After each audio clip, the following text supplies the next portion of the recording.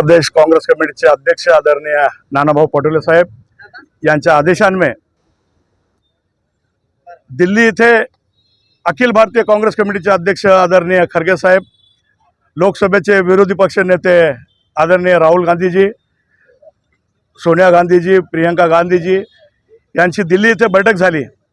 त्या बैठकीमध्ये महाराष्ट्राच्या झालेल्या विधानसभेच्या निर्णयासंदर्भात चर्चा झाली।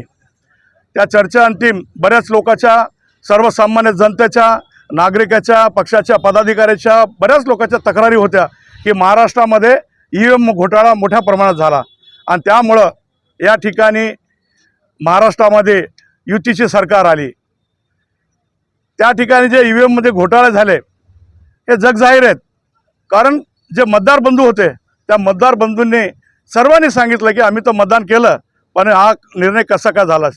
आणि शेवटी निवडणूक झाल्याच्या नंतर जे रात्री 7.33% जे मतदान वाढलं, हे सगळं पाहता ईव्हीएम मशीनवर सगळ्याचा संशय झाला। त्यामुळं महाराष्ट्रामध्ये आजपासून 5 तारीख ते 20 तारखेपर्यंत संपूर्ण राज्यामध्ये ईव्हीएमच्या विरोधामध्ये स्वाक्षरी मोहीम सुरू करण्यात आलेली आहे।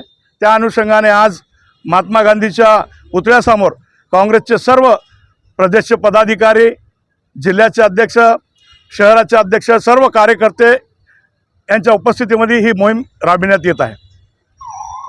ठिकाणी होत आहे हे सरकार लोकांचं सरकार नाहीये, हे ईव्हीएमचं सरकार आहे। म्हणून आज काँग्रेस पक्षाच्या वतीनं ईव्हीएमच्या विरोधामध्ये साक्षरता मोहिमेचा शुभारंभ या ठिकाणी करण्यात आलेला आहे आणि मोठ्या प्रमाणामध्ये लोकांचा यांना प्रतिसाद भेटत आहे। आज जरी सरकार स्थापन होत असेल तरी आज लोकांमध्ये कुठेही उत्साह नाहीये, पण आज काँग्रेस पक्षाच्या वतीनं जी मोहीम या ठिकाणी राबवण्यात येत आहे यांना चांगला प्रतिसाद जनतेमधून मिळत आहे। याचाच अर्थ असा आहे की हे सरकार ईव्हीएमवर आलेलं आहे। त्यामुळे येणाऱ्या कालावधीमध्ये ईव्हीएम हटवून बॅलेट पेपरवरती मतदान झालं पाहिजे, अशा पद्धतीची काँग्रेस पक्षाची मागणी आहे आणि त्या मागणीच्या दृष्टिकोनातून आम्ही पुढे जात आहोत।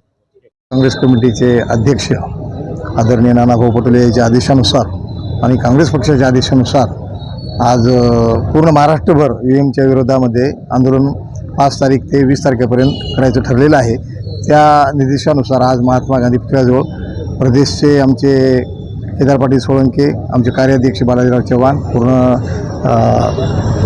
दलित वंचित आघाडीचे आमचे अध्यक्ष सर्वजण मिळून काँग्रेसचे पूर्ण पदाधिकारी, जिल्हाध्यक्ष आणि पूर्ण पदाधिकारी मिळून सगळ्यांनी मिळून आज गांधी पुतळ्यापाशी आम्ही स्वाक्षरी मोहीमचं आंदोलन सुरू केलेलं आहे। ईव्हीएम हटवत आहेच, पण याच्या पुढच्या जे निवडणुका होतील त्या बॅलेटवर पेपरवर घ्याव्यात, ही सर्व म्हणजे आघाडीच्या राष्ट्रवादी शरद पवार गट असतील, उद्धव साहेबांचा गट असेल किंवा काँग्रेस पक्ष, आमची सगळीची मागणी ही आहे याच्यापुढे बॅलेट पेपरवर निवडणुका घ्याव्यात। आणि ईव्हीएम घोटाळा हे सर्व भारताच्या लोकांना आणि महाराष्ट्रातील लोकांना सर्वांना माहिती आहे की ईव्हीएम घोटाळ्यामुळेच हे युतीचं सरकार आलेलं आहे आणि हे सरकार खोटारडं सरकार आहे। आज देवेंद्र फडणवीस जरी शपथ घेत असले तरी जनतेला माहिती आहे की हा खोटे माणसं, खोटं सरकार हे आमचा सर्वांचा आक्षेप आहे, म्हणून आम्ही त्याचा निषेध करू। हे जे घोटाळा झालेला आहे विधानसभा इलेक्शनमध्ये, महाराष्ट्र राज्य असो किंवा इतर कोणत्याही राज्यामध्ये ईव्हीएममध्ये घोटाळा झालेला आहे। कालच संसदमध्ये आमचे नेते राहुलजी गांधी यांनी याबद्दल तिथे आंदोलन केले आणि महाराष्ट्रात नानाभाऊ पटोले यांच्या मार्गदर्शनाखाली प्रत्येक जिल्ह्यामध्ये या मोहीम राबवण्यात येत आहे। स्वाक्षरी मोहीम किंवा ईव्हीएम हटाओ देश बचाओ या नाऱ्यानं चालू आहे। बॅलेट पेपर इथून पुढे जे इलेक्शन हो, जिल्हा परिषद असो, महानगरपालिका असो, या बॅलेट पेपरवर झाल्या पाहिजे।